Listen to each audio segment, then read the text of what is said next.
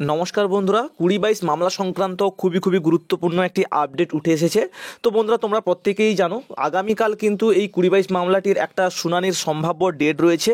তো এই মামলাটির শুনানির ঠিক পূর্বে অর্থাৎ আজকের কিন্তু পর্ষদের তরফ থেকে একটা এফিডাভিট জমা করা হয়েছে সুপ্রিম কোর্টে। তো এই এফিডাভিটে কি জমা রয়েছে সেটাই আমরা তোমাদের কাছে এই ভিডিওটার মধ্য দিয়ে আলোচনা করব।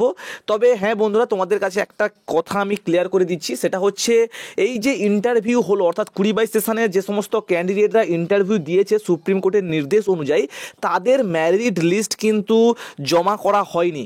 কেন করা হয়নি সেটাও কিন্তু বিস্তারিতভাবে তোমাদের কাছে আলোচনা করছি। তো বন্ধুরা, তোমরা প্রত্যেকেই জানো গত কিছুদিন আগে আমাদের কলকাতা হাইকোর্টের সিঙ্গেল বেঞ্চের পক্ষ থেকে একটা রায় কিন্তু দেওয়া হয়েছে, যাদের বিএড এবং ডিএলএড উভয় ডিগ্রিটা রয়েছে তাদেরকে কিন্তু একটা সুযোগ দিতে হবে। অর্থাৎ বিএড ডিগ্রি দেখিয়ে যারা ইন্টারভিউটা দিয়েছে তাদেরকে কিন্তু একটা সুযোগ দিতে হবে যদি তাদের ডিএলএড সার্টিফিকেট থাকে। তো সেক্ষেত্রে মোটামুটি কত ক্যান্ডিডেট রয়েছে তাদেরও কিন্তু ইন্টারভিউ নিয়ে একটা ড্রাফট লিস্ট হয়তো সম্ভবত একই সঙ্গে দিতে চলেছে। তো বন্ধুরা, আজকের কিন্তু এই যে 2022 মামলাটির শুনানি আগামীকাল রয়েছে তার জন্য কিন্তু একটা এফিডাভিট জমা করা হয়েছে। সেই এফিডাভিটে কি রয়েছে, সেই এফিডাভিটে রয়েছে কতজন ইন্টারভিউর জন্য ডাক পেয়েছিল, কতজন ইন্টারভিউ দিয়েছে, কতজন কি কারণে বাদ পড়েছে, সেই সমস্ত কিছু কিন্তু রয়েছে। ঠিক আছে, তো বন্ধু তোমাদেরকে দেখিয়ে দিচ্ছি। দেখো, এখানে রয়েছে সৌমেন পাল ভার্সাস শ্রাবণী নায়ক, তোমরা দেখতে পাচ্ছ এখানে।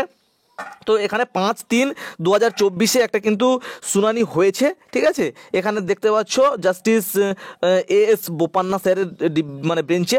তো এখানে দেখতে পাচ্ছ কম্পিউটার জেনারেটেড একটা ডেট কিন্তু প্রদান করা হয়েছে। ক্লিয়ার? তো এবারে আমরা সেই বিষয়টা দেখে নেব। সেই এফিডাভিটটা কিন্তু আজকে জমা করা হয়েছে 10:39 নাগাদ, সেটা তোমাদেরকে দেখিয়ে দিচ্ছি। বন্ধুরা, তোমরা দেখতে পাচ্ছ এই যে এফিডাভিটগুলো যে জমা করা হয়েছে তার সম্পূর্ণ লিস্ট কিন্তু এখানে দেওয়া রয়েছে। তো আজকের একটা যে এফিডাভিট জমা করা হয়েছে সেটা তোমরা এখানে দেখতে পাচ্ছ। এই দেখতে পাচ্ছ কুণাল চ্যাটার্জি।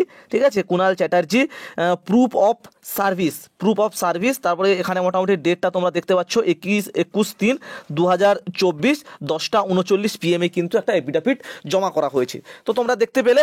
তো এই এফিডাভিটে যে বিস্তারিত বিষয়গুলো উল্লেখ রয়েছে সেগুলো তোমাদেরকে বলে দিচ্ছি। কতজন ক্যান্ডিডেট মানে ইন্টারভিউর জন্য ডাক পেয়েছিল, ক্যান্ডিডেটের সংখ্যা হচ্ছে কিন্তু প্রায় 2926 জন কিন্তু ক্যান্ডিডেট ইন্টারভিউর জন্য ডাক পেয়েছিল। অনুপস্থিত থেকেছে প্রায় 360 জনের কাছাকাছি। এবারে আরও কিছু ক্যান্ডিডেট কিন্তু বাদ পড়েছে, কেননা তাদের হচ্ছে ডকুমেন্টসে ভুল থাকার জন্য।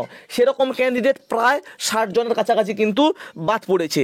টোটাল অ্যাকচুয়াল যে 2022 ক্যান্ডিডেট যারা ইন্টারভিউ দিয়েছে তাদের সংখ্যাটা হচ্ছে কিন্তু প্রায় 2511 জন, 10-11 জন হচ্ছে 2510 কিংবা 2511 জন কিন্তু টোটাল ইন্টারভিউ দিয়েছে।